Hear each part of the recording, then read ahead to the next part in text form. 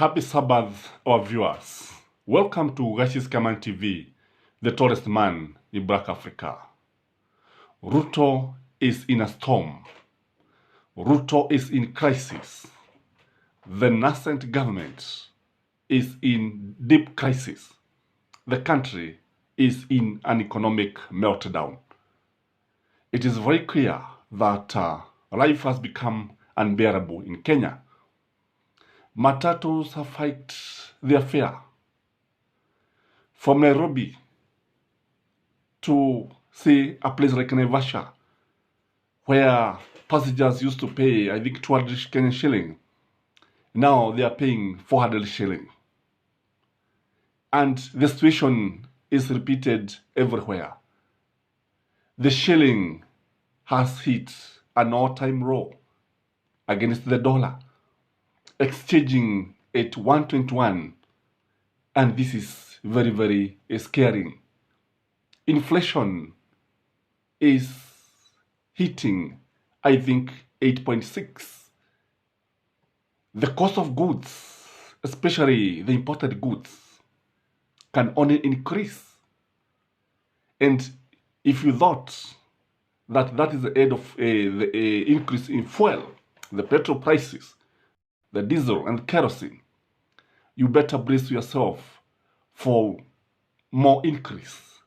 Because once the shilling weakens, once inflation increases, kile ambacho kitatokea ni kwamba bei itazidi kupada na kupada. I can foresee a situation where petrol is going to retail at Kenya shilling 300 in this country. I can foresee a situation whereby mafuta ya taa yatauzwa lita moja Kenya shilling 200 or even more. And Wajiko ako katika hatari kubwa sana. Na ukiangalia utaona kwamba the fuel prices are now not even affordable. Ukiangalia barabara zetu utapata ya kwamba hata magari, idadi ya magari imepungua. Ukiangalia the factories, some have even scaled down their activities. And this is very, very, very discouraging. When you look at our economy, which is import-based, you expect many things to increase their prices. For instance, when you look at something like cooking oil, something like medicine, machineries, and even petrol prices, so many things, petroleum products, name them, the prices can only go higher. Na kile ambacho kingine ambacho kimetokea ni kwamba stima, KPLC has adjusted its taxes upwards. Fuel cost adjustment, sijui exchange rate, inflation cost. Na haya yote yule ambaye anatarajiwa kulipa ni Wajiko. The hatari kubwa sana. Mwanahasla ambaye alichagua serikali, and people are in agreement ya kwamba hii ni serikali ambayo ilishuka kutoka biguni, like just like the Maasai believe that they got all the cows from the sky. The Maasai believe they came from the sky na walikuja na ng'ombe. That's why they still believe all cows belong to them. So this is what HUSSLERS believe. They believe that Uhuru's government haikuwa imetoka kwa Mungu, ya Ruto ndio imetoka kwa Mungu. Na sasa ukiangalia yale ambayo watu wanapitia ni mambo magumu. Maisha ni magumu, tuseme ukweli waambiwe. And Kenyans are very angry, by the way. The current situation is that there's a lot of anger. And this anger is because of the high cost of living. Ukiangalia utapata kwamba bei ya kila kitu inapanda kila uchao. And Kenya can only expect things to rise, as I've said. The public debt, I think it's 8.6 trillion. And you and me are the same people who are expected to finance this public debt. Na ukiangalia unajiuliza maswali mengi. You see, wakati ambapo mambo hayo yanatokea katika nchi hii, unajua watu wengi wanafikiria kwamba, unajua watu wanaambiwa kwamba it's because of the Russia-Ukraine war, but that's not the case. That's not the case.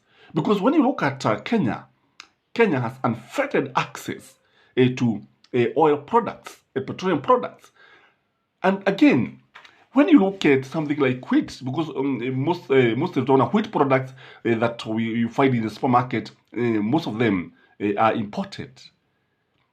Kama una mtoto mchanga ambaye umekuwa ukimnunulia something like Weetabix, cornflakes and the likes, you better brace yourself to deep into your pocket. Lakini ajabu yenyewe ni kwamba mfuko wenyewe hauna chochote. Na I'm getting concerned because during the inauguration hatukupata rais akizungumzia kuhusu corruption, vile ambavyo atapigana na ufisadi. I think he has not talked about it.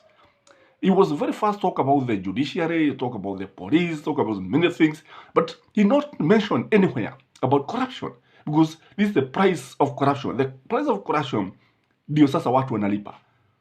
Again, when I heard Rigathi Gachagua akijaribu kukashifu the DCI, telling them to go to Kiambu Road, wagojee kesi ziletwe pale for people to go and report crimes, again, you have to be concerned, kwa sababu utaona kwamba huyu ni mtu ambaye anajaribu kuhakikisha kwamba the governors, the people who are the public officers who are corrupt are not investigated.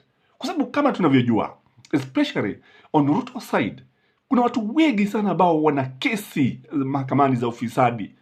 Ukianza na Rigathi Gachagua, yeye mwenyewe ako na kesi mahakamani. Ukiangalia wengi, so many, they are tainted with cases of corruption in court. Kwa kile ambacho tunajua ni kwamba ikiwa hali hii itaendelea, I don't know how Ruto is going to manage this crisis. Though it is said that good sailors are known during storms.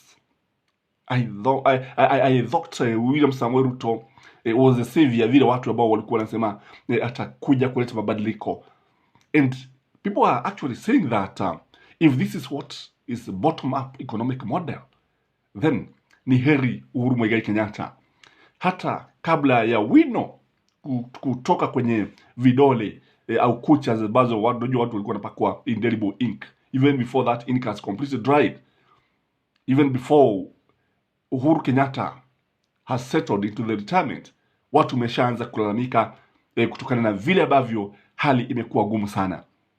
And again, jambo lingine ambalo unajua nchini Kenya utapata kwamba wazazi wanalipa karo nyingi sana. Utapata kwamba shule nyingine utapata school fees has been hiked because of the inflation, because of the weakening shilling. Kwa sababu kile ambacho tunajua ni kwamba shule zina haki ya kufanya hivi, kwa sababu how do you expect to finance the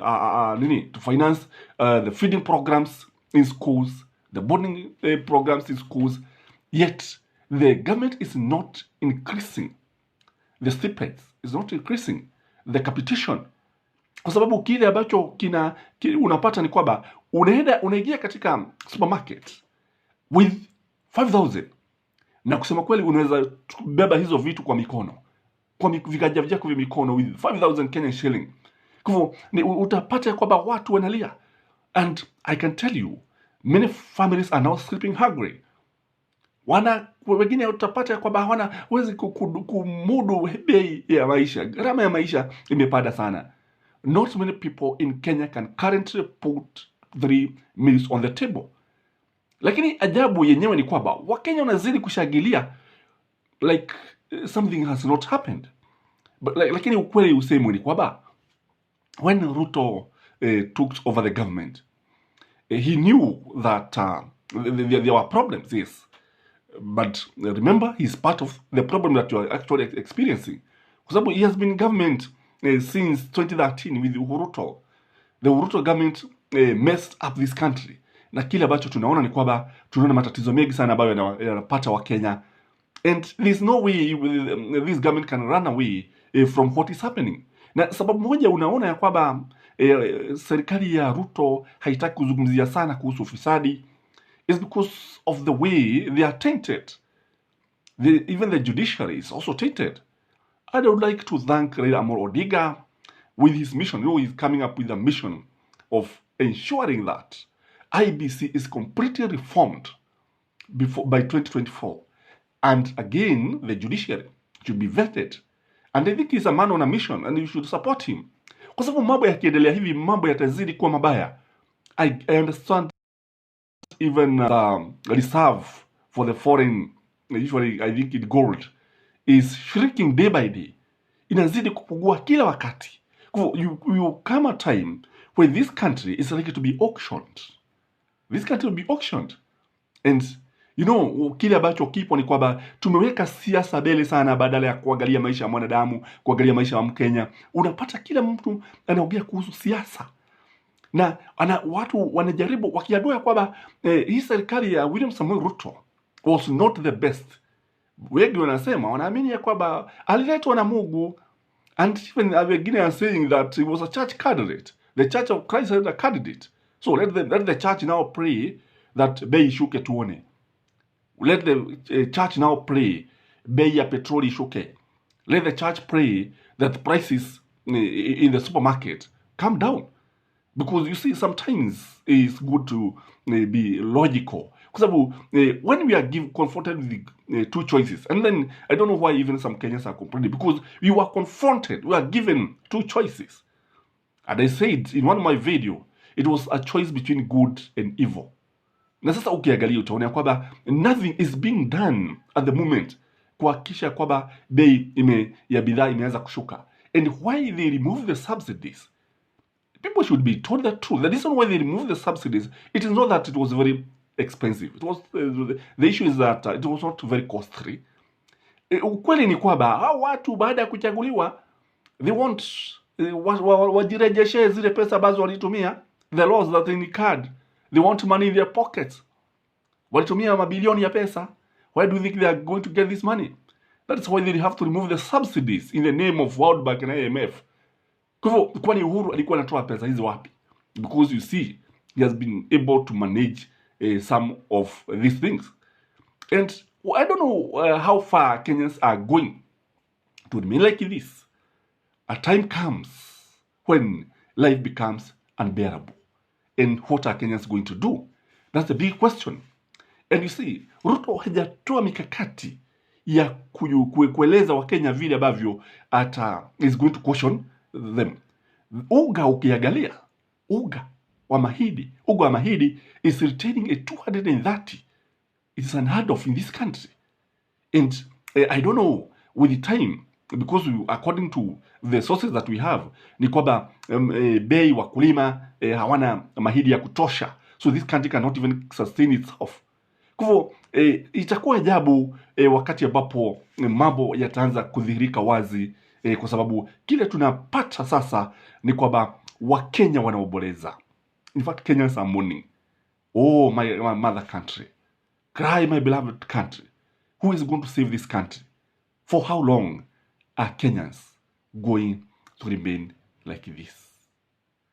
As we continue to ponder and struggle, because you see, I'm sure many people will not take breakfast today's morning. Kwana chochote. And again, something that people should know is that no, Ruto is restructuring a number of state corporations. And jobs will be lost, let me tell you. Kuna watu watapoteza kazi, wengi, mamia, mamilioni. Whereas you find others are now jostling for cabinet positions. Wakati Wakenya wanazidi kuteseka. And kile ambacho tutaweza kumuuliza rais ni kwamba hakikisha that this economy is stabilized. Na wakati ambapo wanaulizwa wanasema economy, pesa mfukoni ziko wapi? Nani ana pesa mfukoni? Hakuna kitu. Kwa hivyo let us work hard, at least tuweze kuona kwamba this country is on the right trajectory, because where we are ni Mungu tu atasaidia. And maybe you have a blessed Sabbath. If you're not subscribed to this channel, kindly subscribe, hit the red button for subscribers. I'm very, very humbled that you have continued to support us. Like our video, comment, and even share our videos. And you have a great Saturday. Bye-bye.